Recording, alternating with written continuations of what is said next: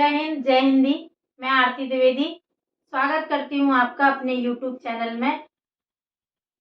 एक खुशखबरी है उन विद्यार्थियों के लिए जो रोजगार तलाश रहे हैं,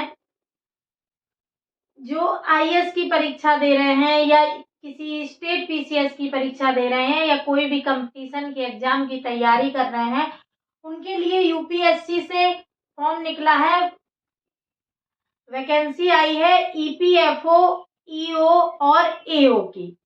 आइए इनके बारे में जानते हैं और कैसे एग्जाम होगा, क्या पैटर्न रहेगा।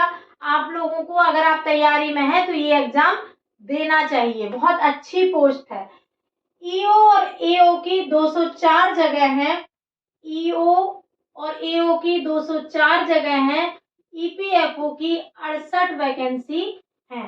बहुत अच्छी पोस्ट है आप लोगों के लिए। आप लोगों को ये फॉर्म भरना चाहिए। एक्चुअली में वनडे एग्जाम होता है, इसमें आपको प्री मेंस का भी झंझट नहीं है। ये एग्जाम आपको देना चाहिए, बहुत अच्छी जॉब अपॉर्चुनिटी है और इस बार तो वैकेंसी भी बहुत अच्छी है। ईओ का मतलब होता है इन्फोर्समेंट ऑफिसर और एओ का मतलब होता है अकाउंट ऑफिसर। ईपीएफओ का मतलब होता है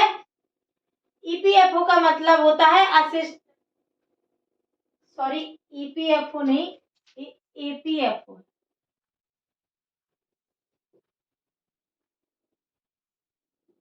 एपीएफओ का मतलब है असिस्टेंट प्रोविडेंट फंड ऑफिसर, या कहीं कहीं आपको एपीएफसी लिखा मिल जाएगा, तो असिस्टेंट प्रोविडेंट फंड कमिश्नर।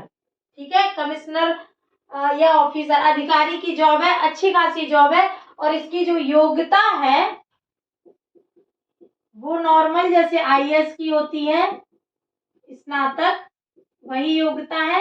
आपको कोई किसी विशेष डिग्री की किसी की आवश्यकता नहीं है। नॉर्मल योग्यता जो स्नातक होती है, जो किसी भी पीसीएस के फॉर्म के लिए, आईएएस के फॉर्म के लिए आवश्यक है, वही इसमें भी है।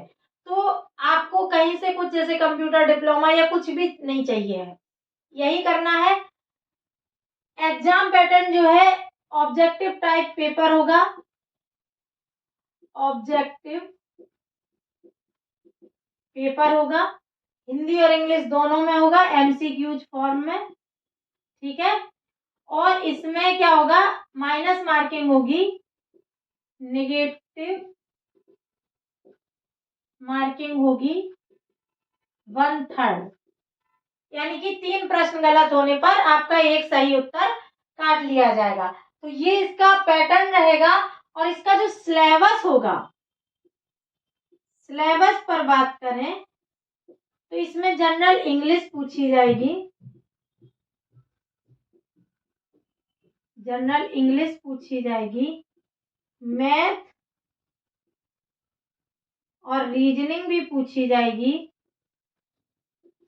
ठीक है, जीएस प्लस करंट रहेगा।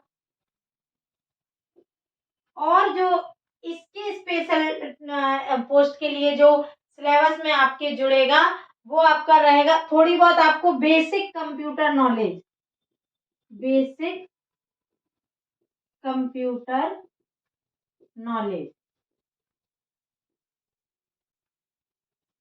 बेसिक कंप्यूटर नॉलेज चाहिए। और इसमें आपको चाहिए,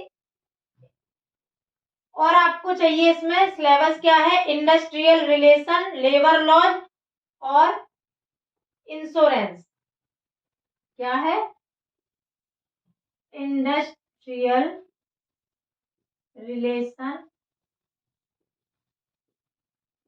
लेबर लॉ,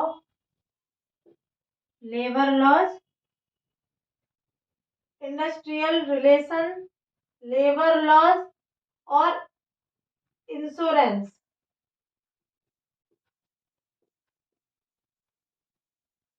इंश्योरेंस और एक टॉपिक है सोशल सिक्योरिटी। इतने टॉपिक आपको इसके लिए तैयार करने हैं जो इसके एग्जाम में आपके सिलेबस के रूप में डिफाइन है। हम बात करते हैं, ये पैटर्न आप हर एग्जाम में फॉलो कर रहे हैं, कोई पीसीएस दे रहे हो, मेंस दे रहे हो, पीसीएस दे रहे हो, कोई अन्य एग्जाम, वनडे एग्जाम दे रहे हो, सब में। खाली बीपीएससी ऐसा है जिसमें 1/4 नेगेटिव मार्किंग है, बाकी जगह तो 1/3 ही है। जो आईएएस की है, यूपी पीसीएस की कर रहा है, उनके लिए तो 1/3 ही है, उनके लिए कुछ नया नहीं है। जनरल इंग्लिश भी जब आप पीसीएस आईएएस की तैयारी कर रहे हैं, तो चूंकि यूपी पीसीएस और बिहार पीसीएस में तो जनरल इंग्लिश नहीं पूछी जाती, पर आईएएस वगैरह में ये पूछा जाता है। और एसएससी या कोई बैंकिंग या किसी की भी तैयारी आप कर रहे हैं, तो उसमें भी आपको ये पढ़ना है।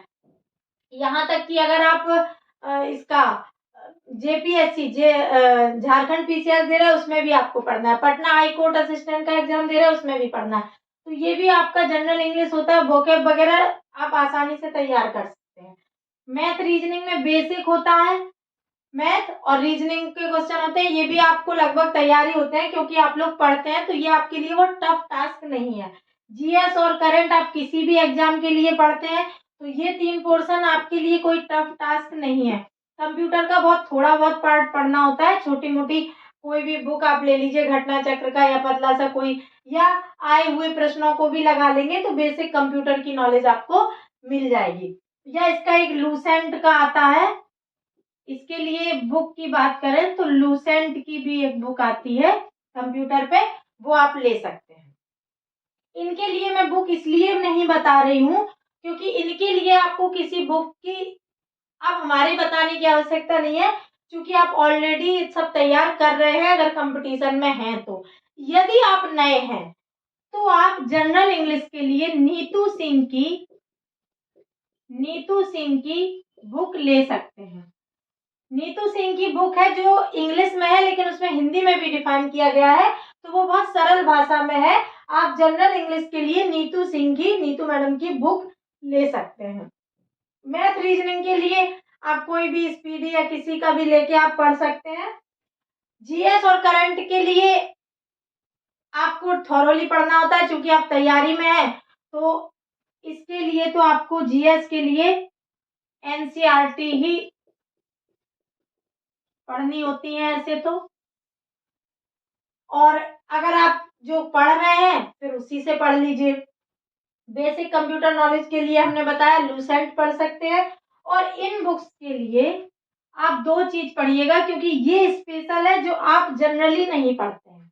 ये बहुत टफ नहीं है, बहुत सरल है, बहुत आप आसानी से पढ़ सकते हैं। हो सकता है हम भी आपको यूट्यूब पे ये करवा दें। तो इसके लिए अगर आप कोई बुक लेना चाहते हैं, तो इसके लिए आप बुक लीजिएगा एक बालेश्वर पांडे की बुक ले सकते हैं। हिंदी मीडियम इंग्लिश मीडियम कोई भी फॉर्म भर सकता है, दोनों लैंग्वेज में पेपर आता है। जैसे जनरली आते हैं पीसीएस वगैरह के आईएएस के, वैसे ही हिंदी और इंग्लिश दोनों भाषाओं में पेपर होगा। केवल इंग्लिश का पोर्शन इंग्लिश में होगा, बाकी सब हिंदी इंग्लिश दोनों में होगा।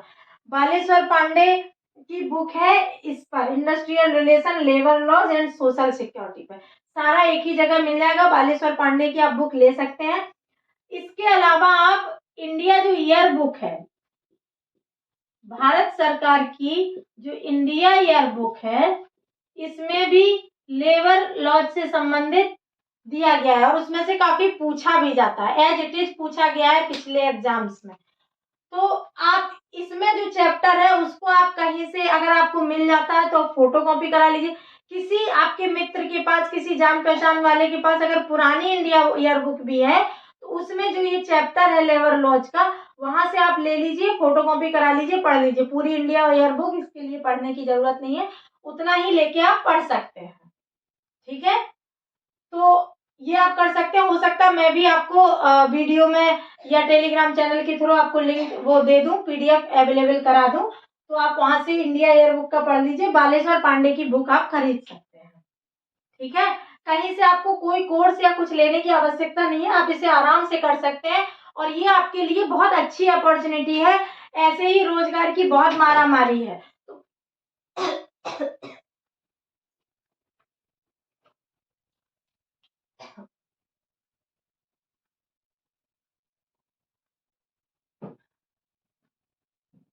सॉरी, ऐसे ही रोजगार की बहुत मारामारी है, तो आप किसी भी रोजगार को, किसी भी जॉब को हल्के में मत लीजिए। और ये तो बहुत अच्छी अपॉर्चुनिटी, बहुत अच्छी जॉब है। इस जॉब के लिए आप एक अधिकारी बनेंगे, वो भी आप अच्छा खासा, इसमें मतलब पैसा भी बहुत अच्छा है। हम नंबर 1 की बात कर रहे हैं, आप अदरवाइज मत लीजिएगा।